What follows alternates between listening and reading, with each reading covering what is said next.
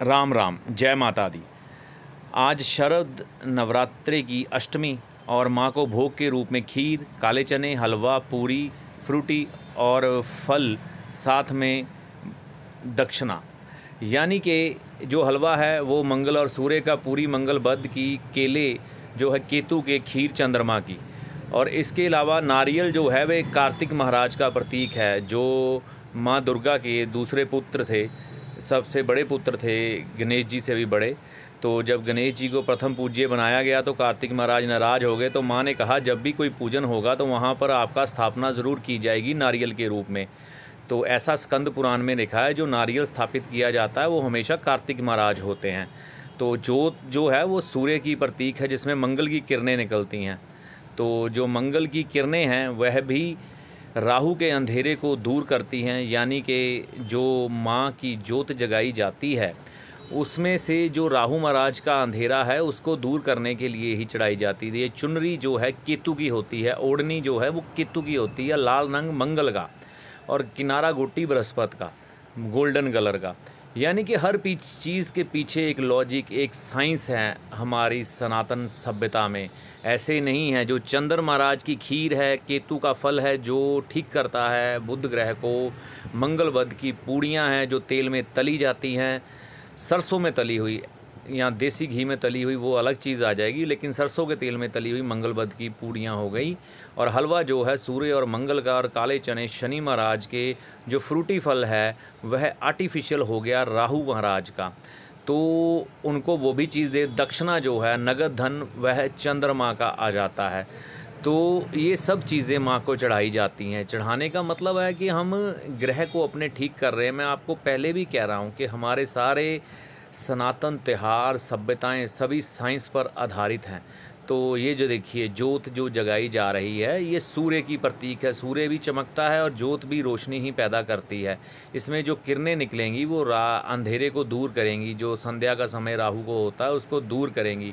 इसके अलावा हमने क्या किया कि गुलाब के फूल, यानी कि गुलाब के फूल लाल, और सुगंध इसमें शुक्र की, यानी कि मंगल और शुक्र को माँ के गले में डाला, यानी कि उनके गले में महक आनी शुरू हो गई, यानी कि यहाँ पर सुगंध अच्छी अच्छी आनी शुरू हो गई, जिससे कि हमने शुक्र को भी बुध के साथ मिला दिया। और ये देखिए माँ को चुनरी चढ़ाई गई।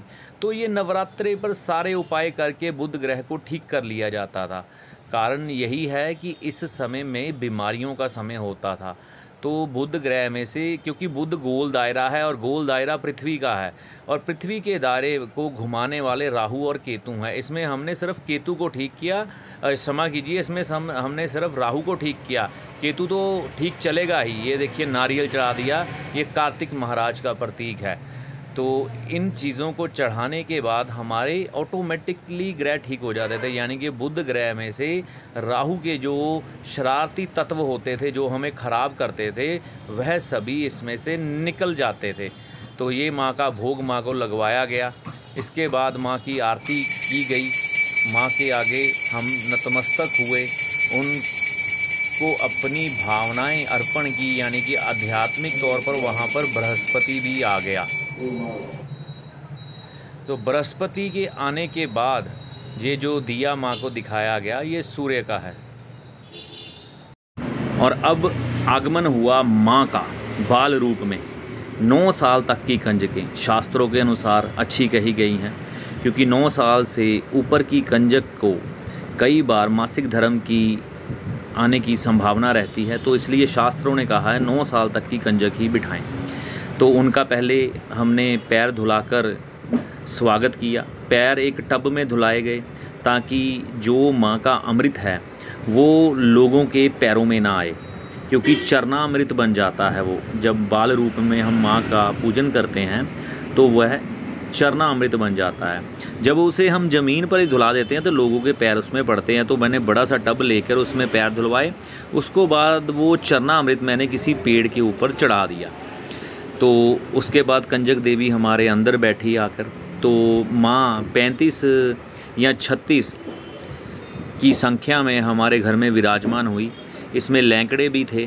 तो पहले हमने 9 कंजकों को चुना, क्योंकि शास्त्र हमें यही कहते हैं कि पहले 9 कंजकों का पूजन करें। पहले 1 साल की, 2 साल की, 3 साल की, 4 साल की, 5, 6, 7, 8 और 9 इस क्रम से कंजक का पूजन किया जाता है। तो उनको हमने चुना, उनको पहले उनका कंजक पूजन किया गया, उनको मौली बांधी गई, तिलक लगाया गया और साथ में हलवा व चने का प्रसाद उनको खिलाया गया। मन में एक प्रसन्नता थी, ये प्रशंसा ये थी कि एक श्रद्धा का भाव जो बृहस्पति का होता है, केतु का होता है, वह मन में जुड़ रहा था। तो जब हम कंजक पूजन करते हैं, इसका शास्त्रीय विधान यही है, इसके पीछे एक साइंस छुपी है कि इस समय मौसम ऋतु बदल रही होती है। ऋतु जो है पेड़ों और पौधों से संबंधित है और जितनी भी हरियाली है ना पृथ्वी पर, वह बुध की है। तो उसमें से अब जब मौसम चेंज हो रहा है, गर्मी जा रही, सर्दी आ रही है, तो राहु महाराज अपना प्रभाव दिखाएंगे।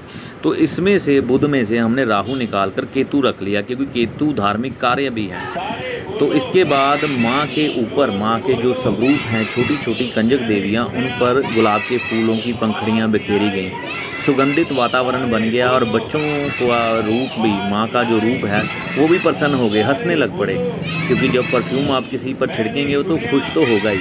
तो ये देखिए चुनरी माँ की, ये है केतु और मंगल का रूप। जब सर पर उड़ाई तो सर हमारा राहु, दिमाग हर समय चलायमान, हमें हर समय परेशान करने वाला, कहीं ना कहीं भागता रहता है। तो सर पर जब चुनरी उड़ाई गई तो ये हमारे केतु और मंगल ने राहु महाराज को बुध में से ठीक कर दिया। इसके बाद हमने बैठकर माँ का मंत्र का जाप किया गया। शरण के त्र्यंबके गौरी, नारायणी नमोस्तुते, जयकारा शेरावाली दा।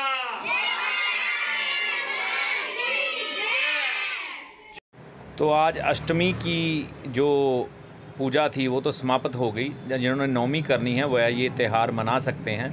वैसे आप अदर किसी भी दिन, किसी भी और दिन ये कंजक पूजन कर सकते हैं, जिससे आपको बुध ग्रह के शुभ परिणाम मिलेंगे और राहु महाराज भी आपकी कुंडली में कभी अशुभ फल नहीं देंगे। अगर आप इस विधि से चलेंगे, माँ का आशीर्वाद प्राप्त करेंगे। तो गुरु की कृपा आप पर बनी रहे, राम जी आपकी भली करें, माँ भगवती दुर्गा देवी आप पर और आपके परिवार पर सदा अपनी कृपा बरसाए।